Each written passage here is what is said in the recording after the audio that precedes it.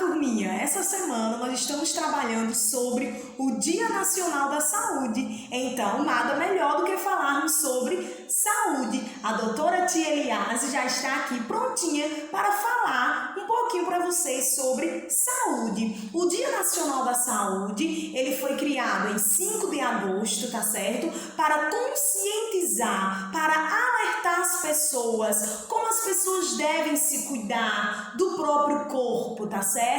Então, o que você tem feito para você cuidar do seu próprio corpo? O que você tem feito para manter uma saúde boa? Então, nós devemos todos os dias comer uma alimentação saudável, né? Ter uma alimentação saudável, rica em proteínas, beber bastante água, tá certo? Fazendo tudo isso certinho, você terá uma boa saúde. Nós só somos felizes quando nós temos saúde. Você já viu alguém que é doentinho, bem doentinho, ter felicidade?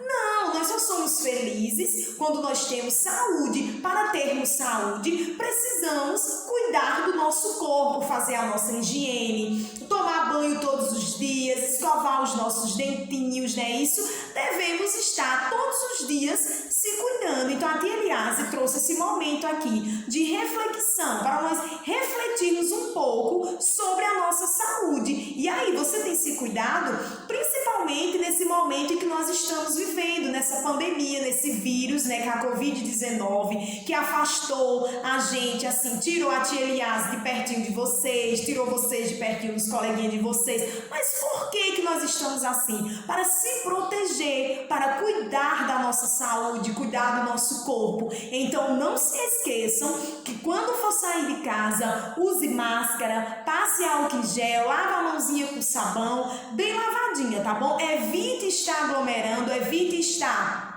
em ambientes fechados, que tenham muita gente, tá certo? Fazendo tudo isso corretamente, você está se cuidando. E não poderia também esquecer de dizer que o Dia da Saúde foi criado em homenagem a um médico cientista chamado Oswaldo Gonçalves da Cruz. Era um médico que ele se preocupava com a saúde pública das pessoas, tá certo? Ele se preocupava como ia estar a vida, a saúde das pessoas. Então, foi criado também em homenagem a ele, por essa dedicação que ele tinha com a saúde, tá bom? Então, beijo, meus amores. Se cuide, tá bom?